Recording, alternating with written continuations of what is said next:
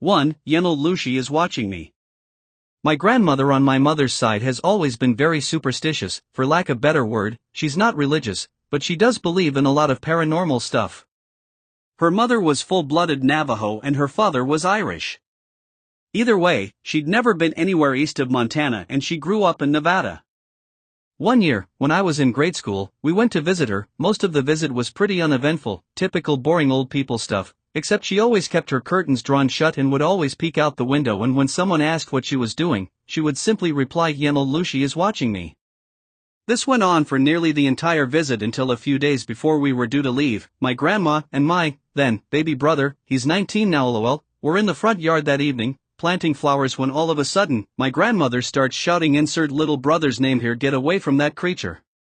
It's not safe, of course, being in Nevada. We all assumed that my brother had found a scorpion or a rattlesnake, so we all run outside, to see my grandmother clutching my little brother and shaking in terror against the side of the house. Standing out in the yard was a large black, Great Dane-sized dog. It was staring at my grandmother with an intensity I'd never seen before. It looked up at us, gave a little huff and bounded off. I don't remember if it moved unusually fast or not, but do remember it had really deep yellow eyes. When my mother asked my grandmother what had happened, she kept repeating, "The Yenal Lucy has found me." She moved a couple weeks after that. 2. On the res alone at night. My uncle and cousin saw a large deer on the side of the road. When they got closer, it hopped over the fence like a bipedal man.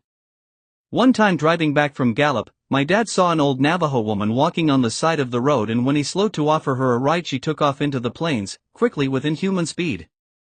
Once when I was a kid, my family was at my aunt's house, which is in a rural secluded area, when we were toyed with by a few entities. They would make animal noises, and when we looked to the direction from which the noises were coming, they would turn a flashlight on and off. The noises would come from all directions, in increasingly shorter succession.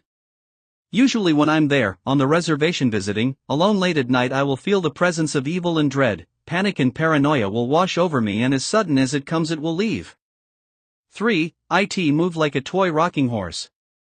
My uncle is Mexican and Native American. This happened in the Mojave Desert in Southern California. He was driving around with his girlfriend late at night and they saw something that looked like a huge black dog on the side of the road. He slowed down and the dog began crossing the road.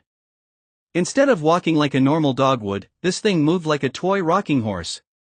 He said it stopped in the middle of the road and stared right at them, and its eyes had a red glow. My uncle is the most badass person I know, and it scared the crap out of him. For, they ran away on their back legs. So this happened about 12 years ago. My family owns a farm in the heart of an Indian reservation. One winter I was home for Christmas taking care of the farm while my parents were away Christmas shopping. As I was home by myself, way late in the night, and I hear all our cows freaking out. I knew it had to be the wild dogs that are rampant in the area. So I throw on some boots, grab a shotgun, load it up, and head out to the field. This was a perfect scenario for a horror movie. It was cloudy, but there was full moon, and it was breaking through the clouds just right to light up all the snow. I ran out into the middle of the field, and just in time I see two dogs. They were standing up facing each other and fighting. I think perfect 2 for 1. So I pump a shell into the chamber of Mr. 12 gauge, and then it happened. The two dogs heard the rack, they both stopped, looked over at me, and ran away, on their back legs. Immediately I froze, and every ghost story about skinwalkers and all the other native legends I grew up with flew through my mind. Keep in mind I am a white guy, and up until then, these were all just boogeyman stories the native kids like to tell to scare us. That night, they became real to me. 5. It had a dog's body but with human hands and feet. I was spending a month with my cousins at my grandma's house. It was August and my cousins' ages ranged from 10 to 15, and I was the oldest, being 15. I was staying with a 10, 13, and 14-year-old.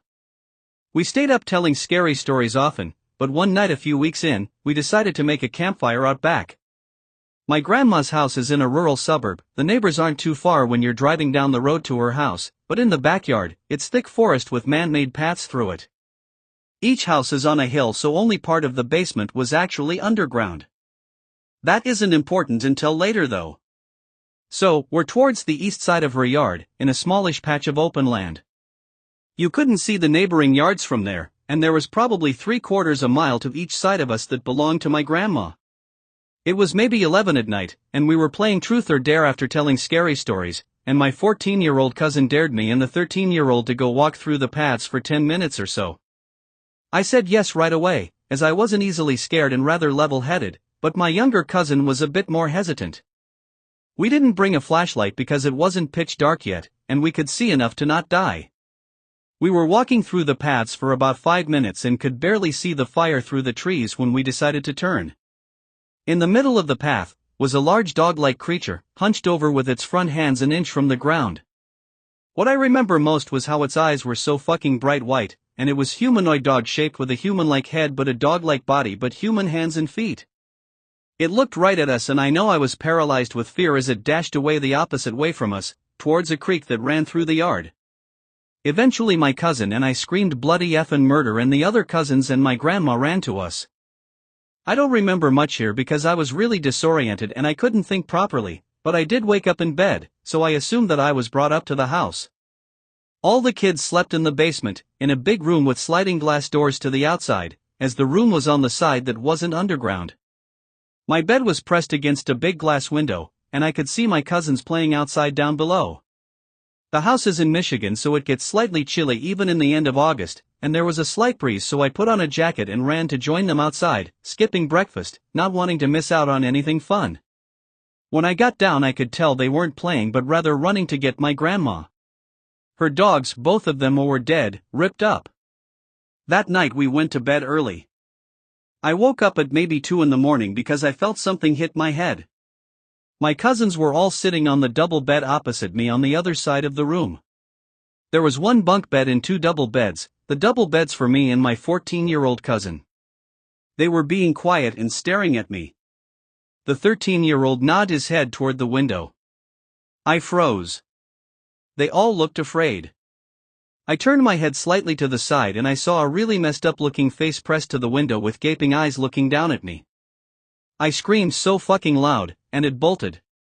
My grandma called the police after I told her what happened and they found nothing.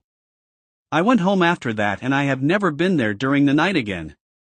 6. It was neither fully human nor fully animal. In July 2004, near Gallup, New Mexico, I had my first and only encounter with a skinwalker. Before this I used to say, I'll believe it when I see it. Well, I'm a believer now. What I saw was not full human nor full animal. I was moving and had just completed the cleaning and was with my 10-year-old son. We had called it a night and were headed to our new place. As we walked out the front door, I saw a figure move from behind my neighbor's car to a nearby tree that stood between our apartments. It didn't have red glowing eyes, snarling teeth, or a rotten smell. It did move quickly, but not quick enough to avoid the light from a nearby light post and the porch lights. It didn't look at me or come toward me. It moved as if trying to avoid being seen. I was within 15 feet of it, but I did not look back to fully inspect it.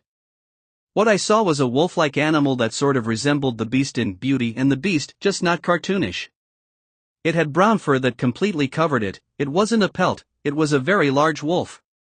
It didn't have any human traits except that it walked on its hind legs. It cowered behind the tree as we got into our vehicle. When we got in, I asked my son, "Did you see that?" Thankfully, he hadn't. My brother-in-law insists that it wasn't a skinwalker because I would have never seen it.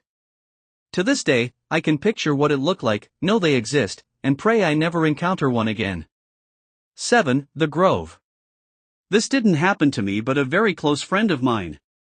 I've heard a lot about coyotes and skinwalkers, and had a weird experience or two with coyotes. Creepiest was waking up to my sleeping bag being surrounded in paw prints without ever hearing them during the night, but never anything paranormal so to speak. Patrick's story, however, kept me from going back to a favorite backcountry secret stash. He was leaving the area one morning, had been camping there a couple days and said there was a coyote that always seemed to be close by, like in his peripheral vision but never overt. He loaded up his truck and started to drive down the washout to the fire road. At the end of the wash, he could see the coyote following him. When he pulled onto the road, it was running next to him. Now he was freaked out, so he sped up. He said he was going 35 or so, and it was running along beside him. definitely not possible. When he looked back, the coyote was running on 2 legs and was wearing what Patrick said looked like buckskin pants.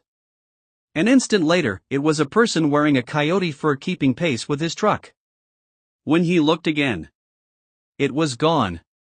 We never went back to the grove after that. 8. It was like it knew we knew what it really was. I decided to join my bestie Karen for a 3-day stay at her grandmother's place on the res.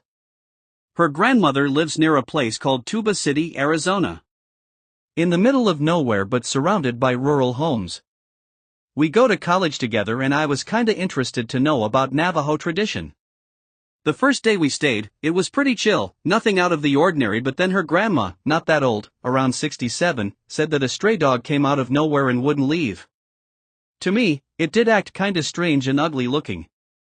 Black, shaggy coat, looked like a mix between a German Shepherd and a Lab.